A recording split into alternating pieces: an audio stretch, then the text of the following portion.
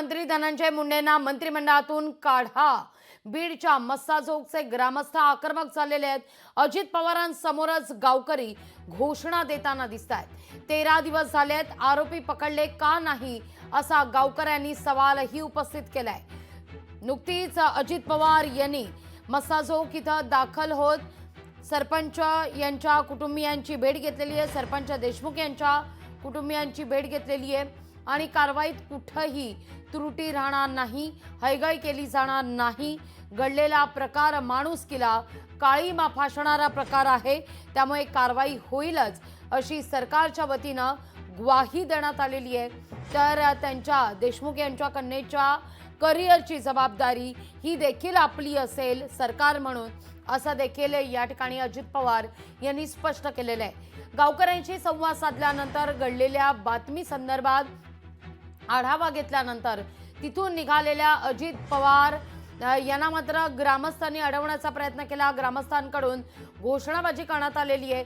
धनंजय मुंडे यांना मंत्रिमंडळातून काढा अशा घोषणा ग्रामस्थांकडून देण्यात आलेल्या आहेत। गावकरी दादांसमोर आक्रमक झालेले आहेत। जोरदार घोषणाबाजी करण्यात आलेली आहे। आजचा 13वा दिवस आहे, तरी देखील आरोपी का पकडला जात नाही असा सवालही ग्रामस्थांनी उपस्थित केला आहे। या सगळ्याविषयी अधिक माहिती घेऊया आपले प्रतिनिधी विकास माने यांच्याकडून। विकास, काय घडलं नेमकं तिथं? निश्चित लागवीजी, आपण पाहू शकता आज दुपारी शरद पवार या ठिकाणी दाखल झाले। त्यानंतर उपमुख्यमंत्री अजित पवार जे आहेत त्यांनी देखील या ठिकाणी देशमुख कुटुंबियांची भेट घेतली, सांत्वन केलं। हे संपूर्ण या ठिकाणी त्याच्यानंतर अजित पवारांनी भाषण देखील केल्याचं पाहायला मिळालं। त्यांच्या कुटुंबाचं सांत्वन करून जे काही यातील दोषी असतील त्यांच्यावरती कठोरात कठोर कारवाई केली जाईल, त्याबरोबरच फाशीची देखील शिक्षा होईल, हे देखील या ठिकाणी अजित पवारांनी स्पष्ट केलं आहे। काही सेकंद तुम्हाला थांबवते, काय घडलंय तिथं तेही पाहूया।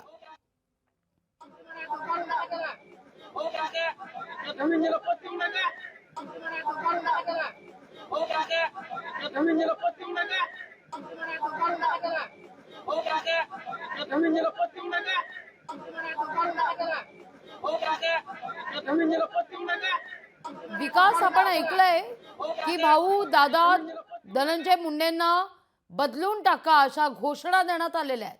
हो, निश्चितच लागवीजी, आपण या ठिकाणी स्पष्टपणे पाहू शकता की ज्या वेळेस अजित पवार पुन्हा एकदा परभणीकडे निघाले होते त्याच दरम्यान त्यांच्या ताफ्याच्या मागे हे जे समर्थक असतील, या ठिकाणचे जे ग्रामस्थ असतील ते या ठिकाणी दाखल झाले आणि त्या ठिकाणी धनंजय मुंडे यांच्या विरोधात घोषणाबाजी करत त्यांना या मंत्रिमंडळात स्थान देऊ नका असं देखील या ठिकाणी जे उल्लेख आहे, जो मागणी आहे ती अजित पवारांच्या समोर ते करताना आपल्याला पाहायला मिळालं होतं। एकंदरीतच या ठिकाणचं वातावरण काही काळ तणावपूर्ण झालं होतं, परंतु पोलिसांनी वेळीच नियंत्रण मिळवलं आणि या ठिकाणीहून अजित पवारांचा जो ताफा होता तो या गावाच्या बाहेर पडल्याचं देखील पाहायला मिळतंय। आज या संपूर्ण प्रक्रियेमध्ये जर पाहिलं तर धनंजय मुंडे यांना लक्ष केलं जातं, त्याबरोबर वाल्मिक कराड जे आहेत त्यांना देखील लक्ष केलं जात आहे। अजित पवारांच्या समोरच या ठिकाणी धनंजय मुंडे यांना विरोध करत त्यांना मंत्रिमंडळात ठेवू नये असं देखील या ठिकाणी बोललं जात आहे। एकंदरीतच आता अजित पवारांची नेमकी भूमिका ही निश्चितच महत्त्वाची मानली जाणार आहे या संपूर्ण प्रकरणामध्ये। लागवीजी, विकास, धन्यवाद तुम्ही दिलेल्या एकूणच या सविस्तर माहिती करता।